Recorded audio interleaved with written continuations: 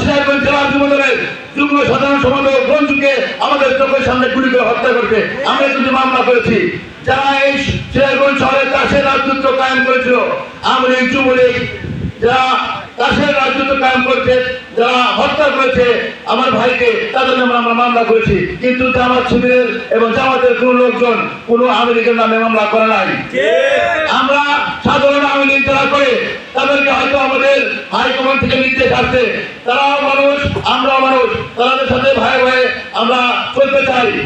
এবং যারা এই বাংলাদেশে যারা লুটপাট করেছে, যারা সন্ত্রাস করেছে, আমার ভাইকে যারা হত্যা করেছে, তাদের ক্ষমা হয় বাংলাদেশে। তাই ভাই আমাদেরকে আরো বিশেষ কথা বলতে চাই, এই আমাদের সামনে যে ভোট আছে 26 সালের ফেব্রুয়ারি মাসে, সেই 26 সালের ফেব্রুয়ারি মাসের ভোট আপনারা আগামীকাল থেকেই অলিতে গলিতে মাঠে গঞ্জে বাড়িতে বাড়িতে বিশেষ করে নিজের পরিবারকে আগে ঠিক করতে হবে। নিজের পরিবার ঠিক না হলে আপনি প্রতিবেশীকে ঠিক করতে পারবেন না। তাই নিজের ঘরে আগে হাত দিতে হবে, নিজের ঘরটাকে ঠিক করতে হবে।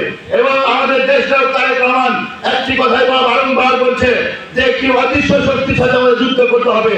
আমি পরিষ্কার ভাষায় বলতে চাই, অদৃশ্য শক্তি যতই শক্তিশালী হোক, গানের শীষের জোরে এখানে টিকতে পারবে না। আগামী দিনে এই 7 নম্বর ওয়ার্ড, 8 নম্বর ওয়ার্ড, 9 নম্বর ওয়ার্ড ইতিপূর্বেই আপনারা প্রমাণ করেছেন যে এই 3টা ওয়ার্ড গানের শীষের ঘাঁটি এবং ঘাঁটি থাকবে ইনশাল্লাহ।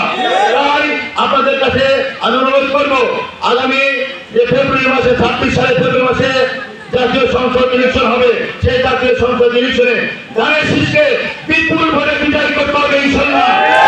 সেজন্য আপনারা আগামীকাল থেকেই গানের শীষে ভোট দেবেন, এই আশাবাদ ব্যক্ত করে আমি বক্তব্য শেষ করছি।